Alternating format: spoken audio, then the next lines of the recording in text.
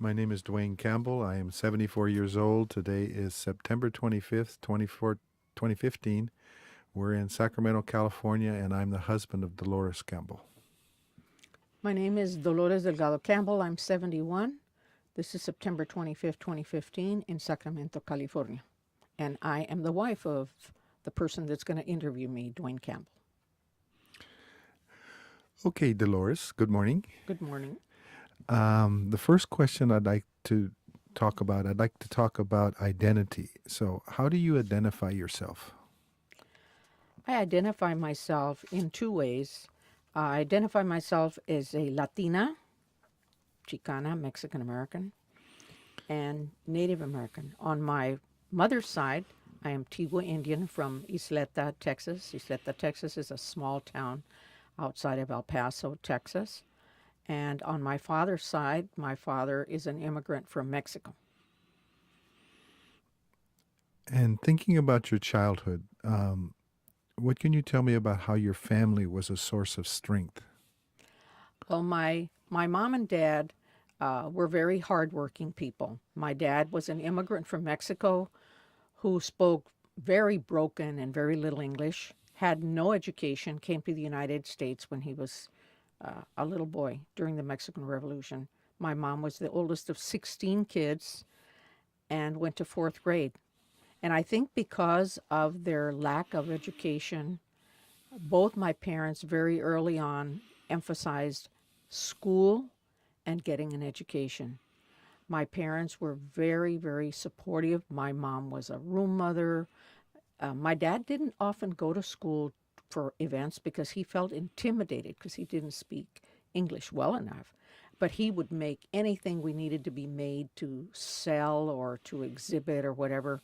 He and mom were really good about that. And so from the time I was a little girl, my parents insisted that, I go to school, I not cut class, I follow directions, I do what the teacher says.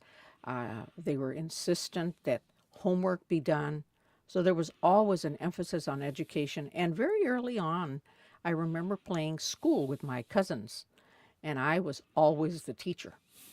And we battled about that at times, my cousin and I, because my cousins would say, well, you were the teacher the last time and the last time. And I'd say, but I'm the teacher today. And we played school and we had a great time. But my parents were always very supportive and told me early on, especially my mom, you're going to become a teacher. You're going to go to college. And I was like, well, I didn't know what college was, but becoming a teacher certainly sounded good. For a while, you did immigrant rights work. Why did you do that? Well, some of the immigrant rights work that my husband Duane and I did was, I think early on, from the time we became involved with the UFW, it might have been before the UFW. What is the UFW? The United Farm Workers Union. It might have been before. I don't remember. Do you? I'm not sure if it was before we worked with the UFW or maybe afterwards, but we became involved with an immigration committee, where we started an immigration committee here in town. And I remember we made these little Know Your Rights cards, and we would go out to the fields or to the farm workers' residences out in the fields in Davis, and we would hand those out, and we would tell people what they were, that they had rights. And then we became involved with another group of Salvadorans. And then we once hosted a family from Chile who immigrated to the United States, and our church called us, and nobody else seemed to speak Spanish at our church that they knew. And they said, would you mind helping a family of a husband and wife and 3 kids? And so we looked at each other and we said, yeah, okay. So on Thanksgiving, which would have been the week of Thanksgiving, I don't remember how many years ago that was, but that was probably like 74 or 5, that all of a sudden we have Manuel, Miriam, and the 3 boys come and live with us at our house, Duane and I, and his 2 sons from his first marriage. And that was a real experience because we tried to help them find a place to live. Eventually, they lived with us for about 3 months. We tried to help them find jobs. We enrolled their kids in school. We tried to teach them how to go shopping and do all the things that we thought they needed to do. And so for me, doing that and then when I was with the Catholic Social Services, um, I got some training when we did the IRCA.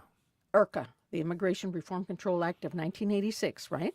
Mm-hmm. I got some training, and I helped the diocese start like 90 counseling uh, centers.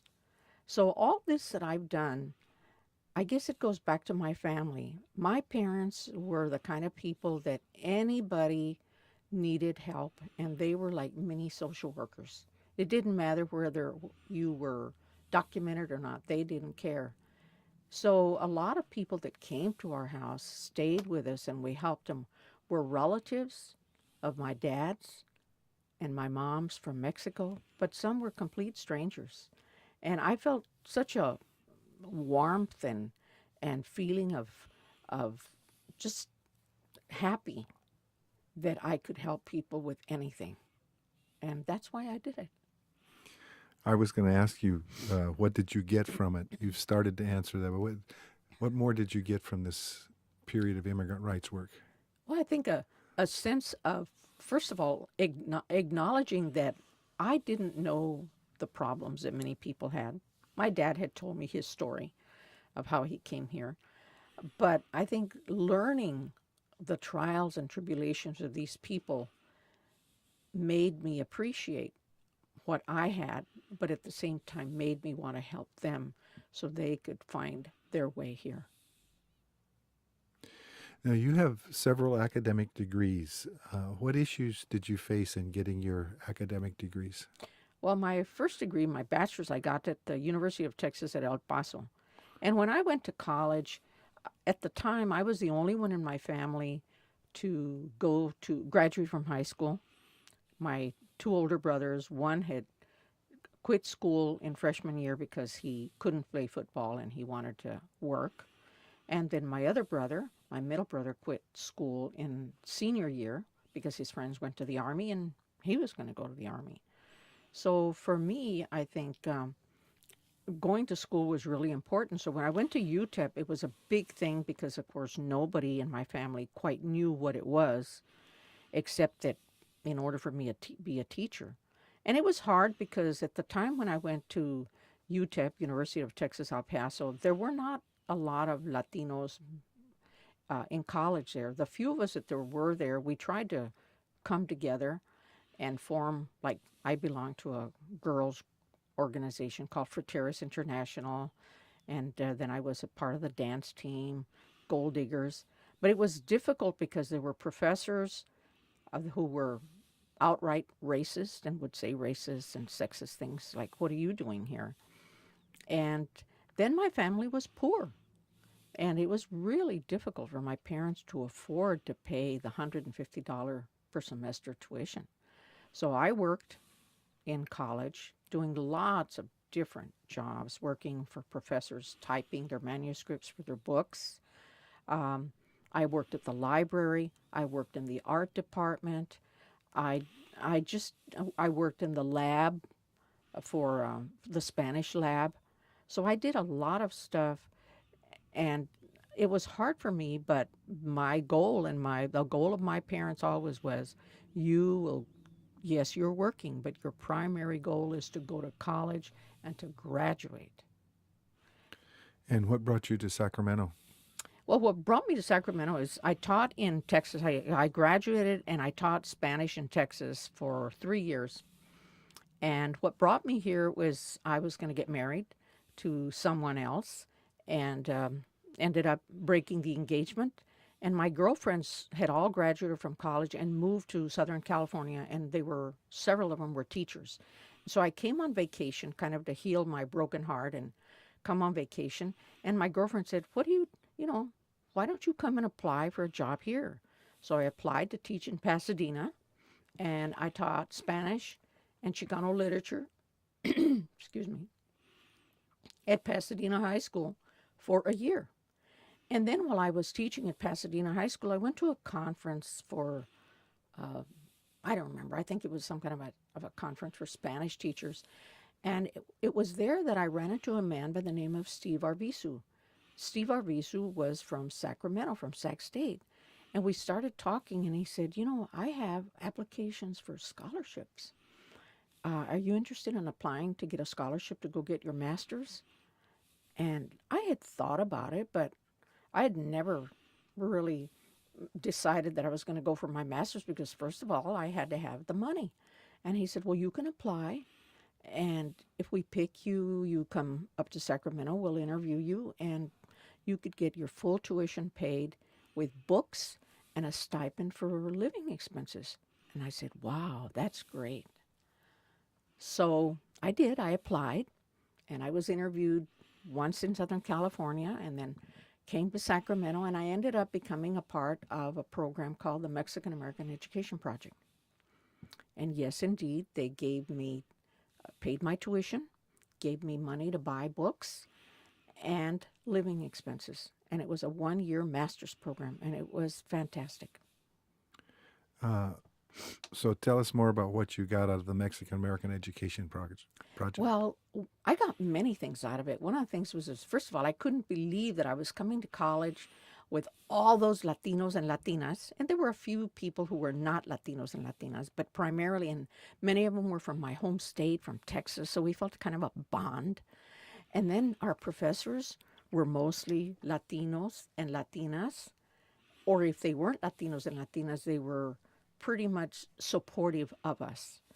And so we got courses, we got a lot of support, we got a lot of empowerment, and most of all, I think it helped me to become the person I am today, and that very strong.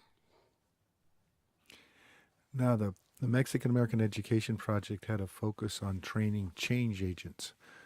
How did that affect you? Well, I didn't know what a change agent was, but it sounded good to me when they said, you can be trained to go into the school and change things for Latino students and people who are interested in learning about the culture. And I said, that's me. And so what happened is we were taught a lot of strategies, and a lot of the strategies had to do with not backing down, but pursuing when you thought something was wrong or something wasn't being done, or getting the school to open up a new course or a new curriculum, and, being very self-confident about it, even though I was not self-confident. I was scary. But I think to this day, it has changed my life a lot because, again, I didn't know that I was a strong woman. Being brought up in a discriminatory place where people would rather cross the street or call you names than acknowledge that you're a person, my parents taught us not to make waves. Yes, stand up for yourself, but not in a confrontive way. And my mother was very good at standing up for us. So when I think of the change agent then, it really taught me to bring about changes and get allies to help me bring about changes. And unfortunately, like when I went to teach at American River College, sometimes people pretend or say things that you think, they're on. They're going to help you acknowledge and move forward in this change. And that's bull. It's one thing to say something and another thing to act on it. Talk more about your getting to American River College. How did you get there? Well, after I graduated from Sac State, I had applied to teach at several of the community colleges, and in fact, I interviewed in Stockton for Delta. But then you and I had started to date, and you had asked me to marry you, and I thought, well, if I'm going to get married, I sure don't want to be driving to Stockton every day. So I began to look around, and I heard that there was a job at American River College. And what was interesting about it, they were opening a new course called Social Science 42, which was the Mexican American in the U.S. And I had the background. So I was excited to be hired there. I had also um, planned to go into counseling and get a counseling degree, and eventually I ended up doing my internship in counseling there. So they hired me, and I was excited. It was like 1972, so we got married in 1972, and in fall of 1972, I was hired to teach part-time at American River College. I taught Social Science 42, and I think I was doing my internship in counseling in the counseling center. And I might have been teaching another class. I don't remember. I don't know if you remember, but I don't remember what else I was teaching. Can we go back for a second and can you talk about what it felt like when you had your first Latino professor? Well, when I was a student at UTEP, University of Texas, El Paso, I had one Latino professor, and he was my Spanish professor, and his name was Brewer, and he told us he'd been adopted. And I was excited because I had never had a Latino or Latina teacher the whole time I went to school in Texas. Never. So the fact that Professor Brewer, and then when I came to Sac State, and almost all my professors in graduate school were Latinos, and they were smart and they were assertive, and it was like, whoa, I think I died and went to heaven. So at American River College, you began to teach Chicano studies. Why was teaching Chicano studies important to you? Well, it was really important because I had become empowered as a Chicana and a Latina. And I felt, we're here and we have a right to learn our history and learn about our culture. And I want to share it with other people as well who are ignorant and don't know that we have a history and a culture. And then at the time, one of the deans was really supportive to the point that his son was encouraged to take my class. And the dean would come, and he was so nice, and I was feeling really, really good. And I think in feeling really, really good, I did not notice that there was a dark cloud growing, and it was in the form of the president of American River College at the time, who was not happy with me. Apparently, another faculty member had gone and told the president that I was a radical. And part of it was because you and I were doing the United Farm Workers boycott, and I had UFW stuff sticking on the walls around my office, and my students, I would tell them that we were going to do the boycott on Friday or Saturday afternoon, and some of them would show up. So when a job opened up as a full-time faculty, again, I applied. I was really happy. I was like one of, I don't know, I think 100 applicants, and I applied. I was interviewed, and I was offered the job. It was like a dream come true. Like, here I am, a little poor Chicana from El Paso. I've made it. I'm a college professor. And then that same afternoon, I get a phone call from the man that was my department chair. And he says, I'm sorry to tell you, but I can't offer you the job after all. I'm going to have to rescind the offer. But I'm on your side, and if you want to file a complaint against the president of this school, I will testify on your behalf. And so what ended up happening is that apparently the president had used his power to deny me the job and give it to a Latino male who didn't have any background to teach what he was hired to teach. But I didn't know that at the time. So from 1973 until 1977, in 1973, I went to San Francisco and I filed a complaint with the Fair Employment Practices Commission. I was encouraged by several of my Latina friends to go, so I drove myself there. And the complaint I filed was for sexual discrimination. And it took from 73 until 77. Now, what's interesting about that is I could still teach for the district, but not at American River College. So I was allowed to teach the classes I had been teaching, including sociology of minorities in America. I was teaching at Sac City College. I was teaching at Casumnas River College. I could teach in outreach in what is today Natomas, but I could not teach at AR. So after investigating, the investigation was led by the director of the Fair Employment Practices Commission of this part of the country. They were able to get the Los Rios district to agree, and American River College to agree, that they would offer me my job back. But I couldn't come on the campus to teach until that president retired. And so I taught in outreach until he retired. And then when he retired, I came back to teach at American River College. And I've been there 43 years this year. And during part of that time, you taught women's studies, Chicana studies at Sac State too, didn't you? I was teaching, yes. While I had that complaint with the district, I taught at Sierra College. At Sierra College, I was a counselor. And I taught at Sac State, La Mujer Chicana, and the Chicanito Science Project. Yeah.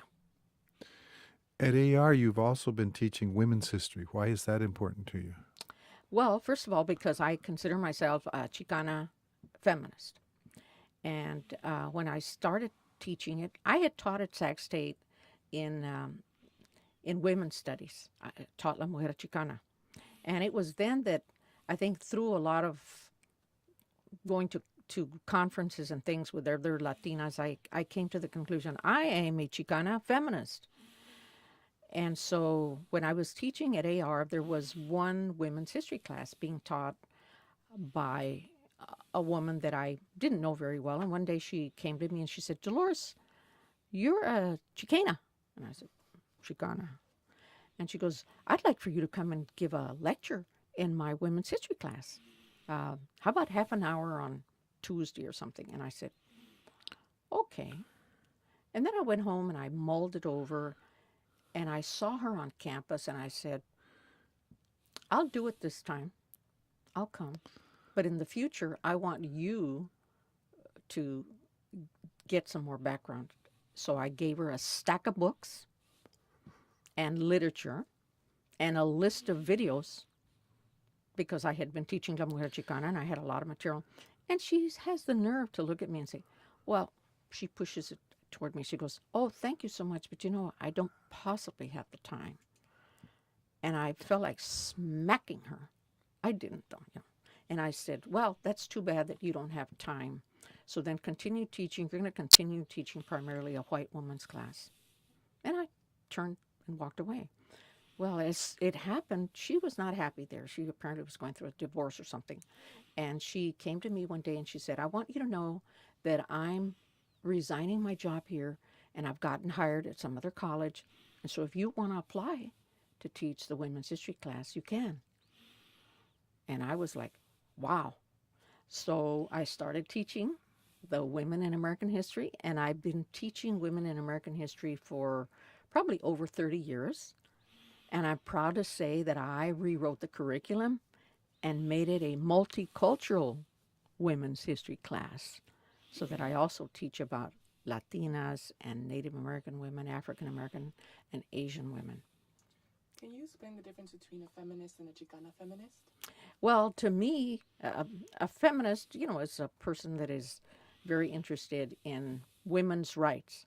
But as a Chicana feminist, I'm not only interested in women's rights, but knowing that I come from a different culture and that the culture sees women and the rights of women a little bit differently. It doesn't mean we're inferior. It doesn't mean we're below. It just means that we have different ways of dealing with our feminism. To me, it can be, but it isn't necessarily confrontive. The way I like to look at it is we would like to have the men and the culture acknowledge our value. How did I was asking you about Chicana feminism. So, how did you arrive at that position? I'm not quite sure how I arrived in it, but I think part of the spark was teaching in women's studies when I taught at Sac State. And I would sit there, and there were only two of us women of color at the time. Well, actually, there were three later on, I remembered. There was Betty Ng, who taught the Asian American women, and there was myself. And then for a while, Maya Angelou. Maya Angelou was an adjunct, though she and I really didn't interact very often, but she was there as an adjunct, as a part timer. So the more I learned about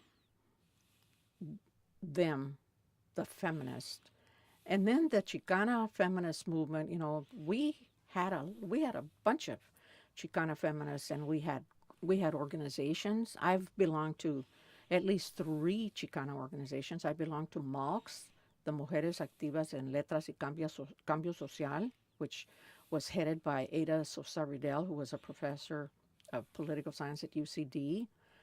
And then I became part of a group called the Latina Leadership Network of the California Community Colleges.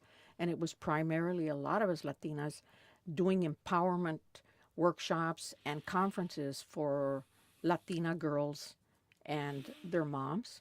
So the more we did these kinds of things, the more empowered I became. And I realized, heck yeah, I'm a Latina, I'm a Chicana, and I'm a feminist. For a while, you and I worked with the United Farm Workers Union. Describe what you did.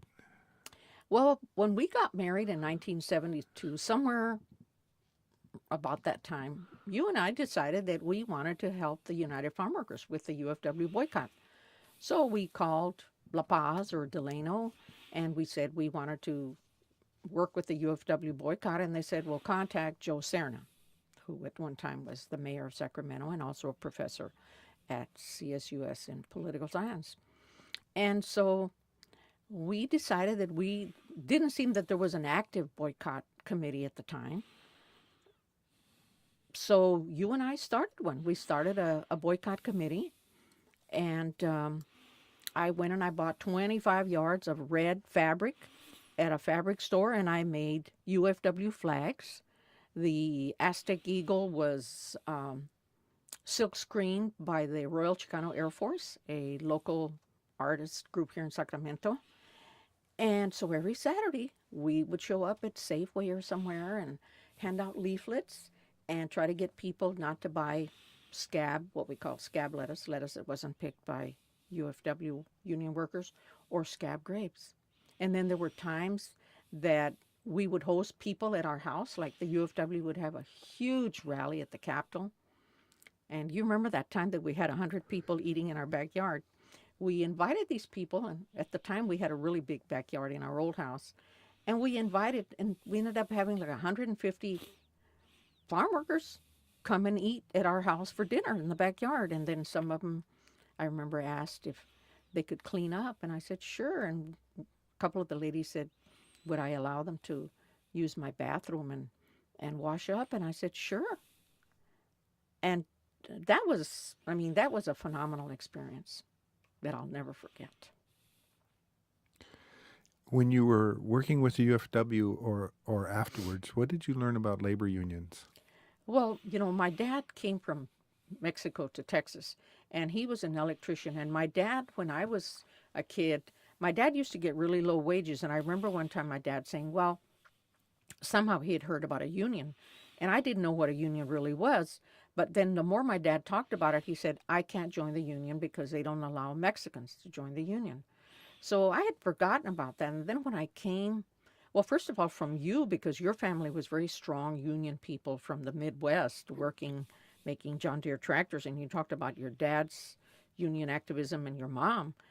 And then with the UFW, when we became involved with them, they were talking about why a union was important. And suddenly I recognized, of course, you know, not only wages, but working conditions, benefits, treatment.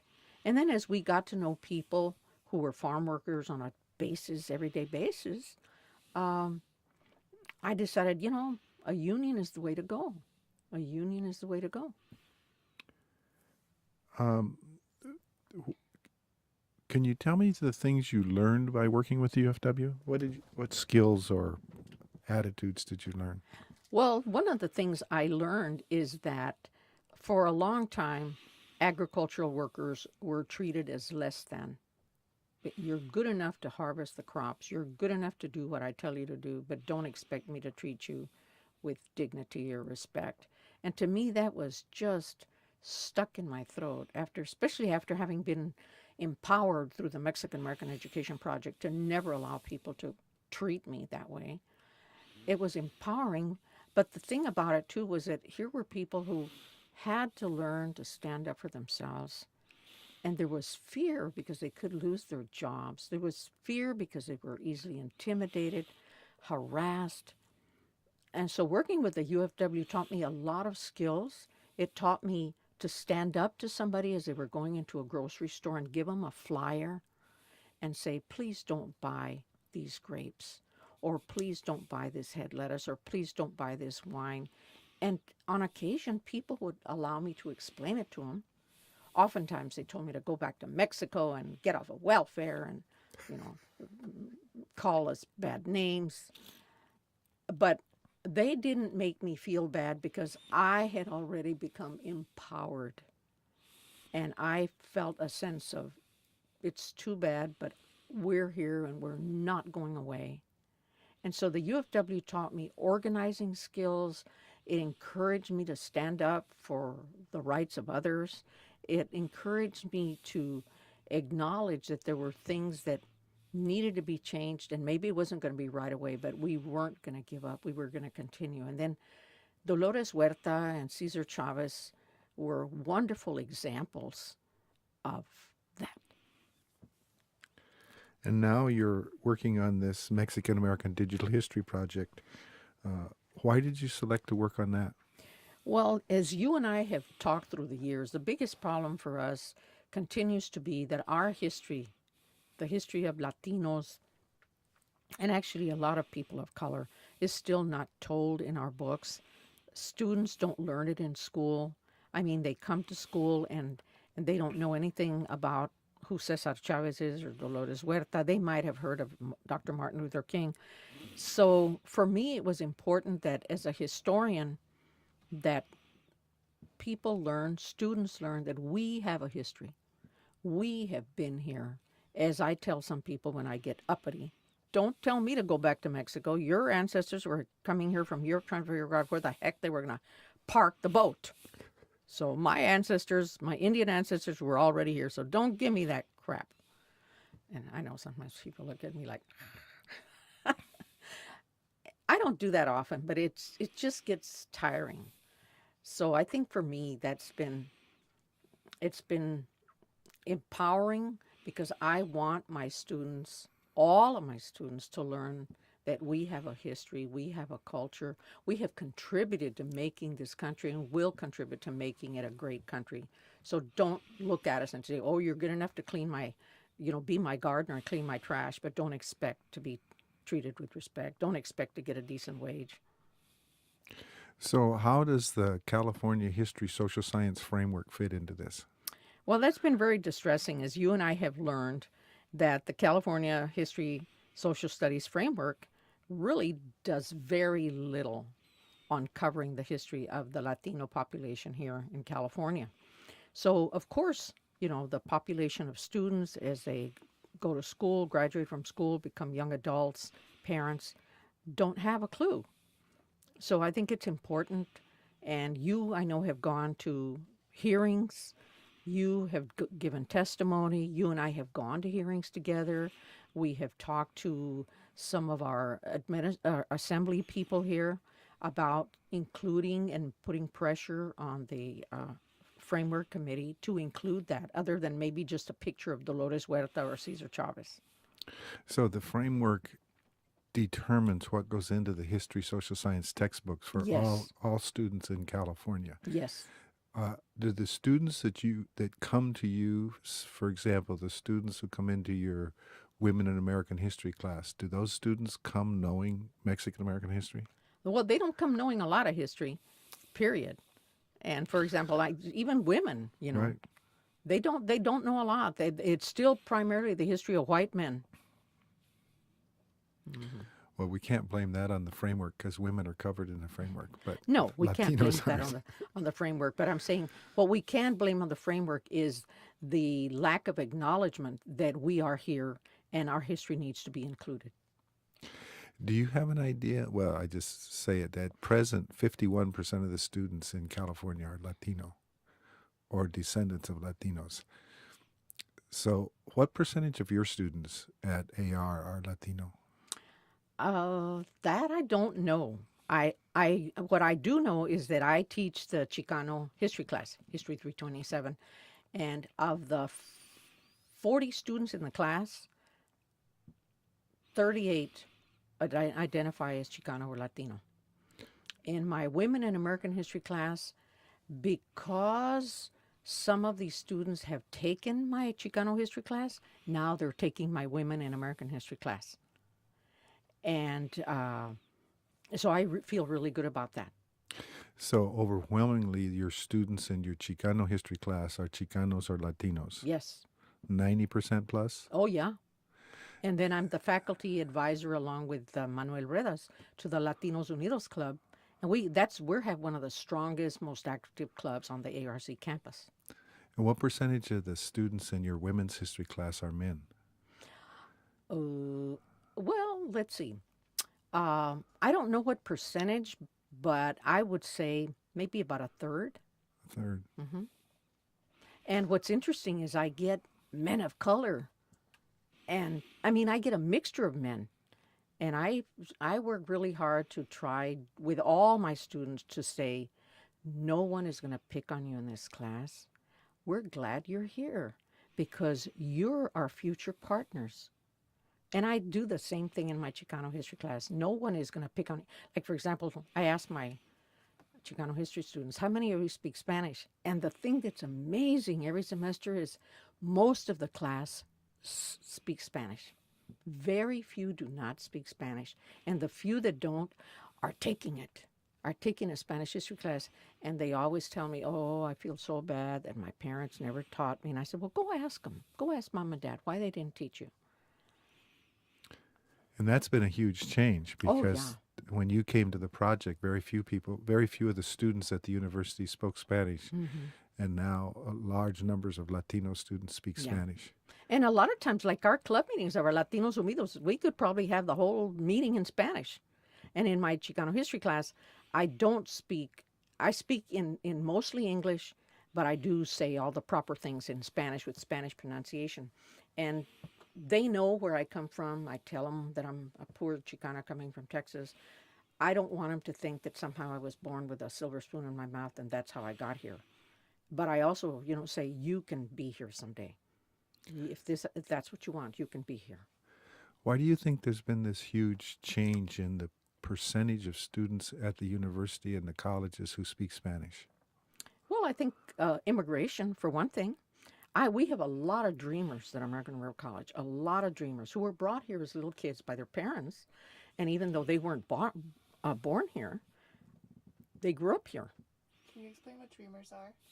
Dreamers are students who were brought here by their parents when they were children from Mexico.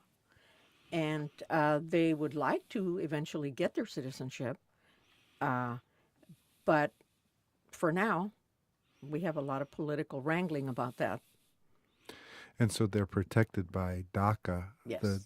the Dreamers executive order. And in the state, they're protected by a series of legislation that allows them to get financial aid and other things. Yes, yes. And what's really interesting about that was I have some really sharp students. And they tell me these stories. And, I just marvel at how they have been able to survive here in spite of all the issues that they and their family have had. And I continue to encourage them and tell them if I can help you with anything, you want to talk to me, can I refer you? I'm here for you. So this history of union activism and Chicana feminism and women's history and your counseling now all comes together in what you do with students? Yep, it does. It does. The minute I say I have a degree in counseling, I frequently have people at my door and I say, I don't have time to do full counseling with you, but I'll do like an intake and then I will refer you if that's okay with you. And at AR, we have some really nice Latino and Latina counselors that have been hired in the past few years, and I have somebody to refer them to. So what's next for you? Retirement.